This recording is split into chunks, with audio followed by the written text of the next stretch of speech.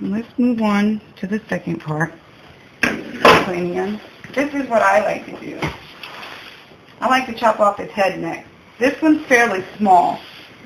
If I had a catfish, let's say maybe 16 inches longer and weighed a lot more weight, I would fillet him, okay? I wouldn't bother cutting off his head. I mean, I would cut off his head, but I would fillet him and take just the skin off the bone. Everybody knows what filleting means. But this particular fish, because he's a little bit smaller, I'm just going to detach his head, and then I'm going to go from there and just clean him, and that's going to be that. But if you can get some good fillets, you just kind of fillet the skin off the bone like that. So I'm going to detach his head, and people do it differently. I mean, you can take a knife and cut.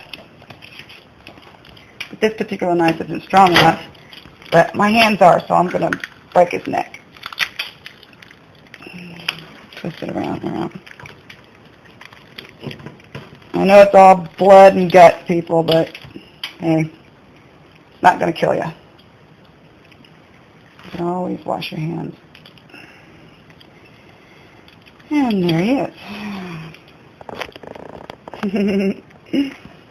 Thank you, Mr. Fish. You're going to be good. Okay. Discard the head, of course. And then you get to the gut part. Take the knife and you just kind of put it inside and split it down the middle. Like that. And that enables you, look, this fish was about to spawn. Plenty eggs. A lot of people will take these and freeze them and use nylon to fish with them later. Fish will eat that. Okay. So basically we're just about done here. Everybody knows you have to get all the guts out and stuff.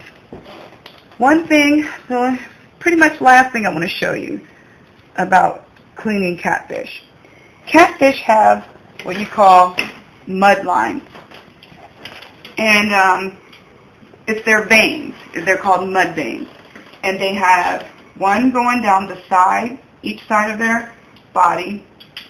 And then they have two going down the back. The ones on the side are fairly easy to get, but the ones on the back are kind of hard. And a lot of people don't take out the mud veins, but they say that the fish is better if you take out the mud veins. The mud vein is where a lot of the dirt and toxins are held. So that's why they said the fish tastes better when you take out the mud vein. And basically, it's always usually pretty much in the middle here. If you can see what I'm doing here. So you gotta search for it. Make sure you don't cut yourself. Hopefully I can find one while I'm doing this for you guys.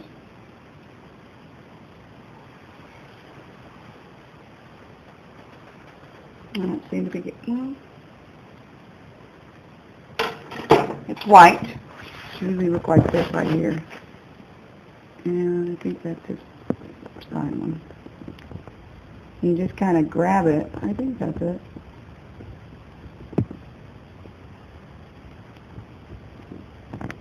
Okay. They're hard to find. Okay. I think I found this one.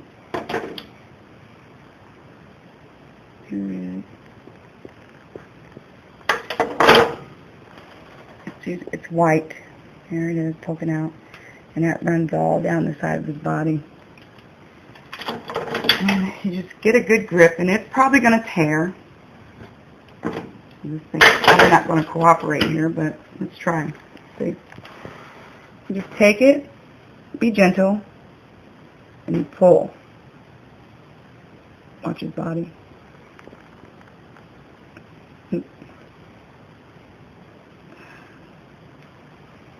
Not getting a good grip here, but it's coming out.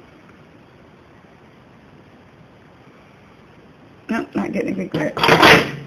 But if everybody can see what I'm doing here, that's basically what you do. Just get a grip of it and pull it out. If my hands weren't so sticky, I could probably, here we go. Here it's coming out. See that? Yeah, it's just mud vein coming out. Yeah, that's what it is. That little tiny thing, for some reason, makes a big difference in the taste of the fish. Sometimes if it's cumbersome, very, very hard to get out, I don't bother. And I, for one, have eaten the catfish with the veins in it, and it tastes just fine to me. And when you buy it in the store, it also has the veins in it, because the manufacturers, they don't go through all the trouble of getting the veins out. That's just one thing I wanted to show you. And you can either do it if you want, you don't have to.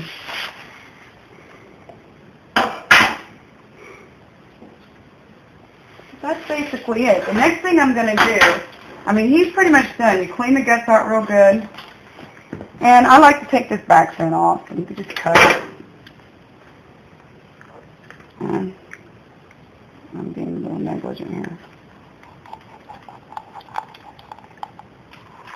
And just cut it off, cut that vein off. Alright, not vein. Fin. But you're going to take that off. Eventually that's going to come off real good. And then you'll have a nice little fish there. Because he's slippery. Yeah. Oh, and people. Yeah, that's that thin. Pick that up and throw that away. We don't want to leave that on the floor. But look, people, here's the other vein. Like I said, if you can get it out, that's good. See that? That's the other vein, right here. And the back ones are hard to get out.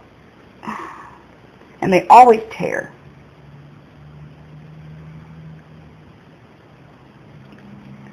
Oh, maybe we have some luck. No, they always tear. Like I said, it's up to you. If you want to try to get them out or not. It's kind of hard. But that, and look at all the blood and all that looks all gross, but hey, that can be cleaned up. But that's how you clean a catfish.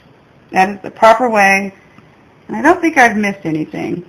You know, like I said, if it were a bigger fish, it could be filleted. And this one could possibly be filleted too. I mean, you could get like a little strip out. That'd be good. But we're going to keep him whole and throw him in the frying pan just like that. But there you go. Blood and guts and everything, but there you go. And that, America, is the way to properly clean a catfish.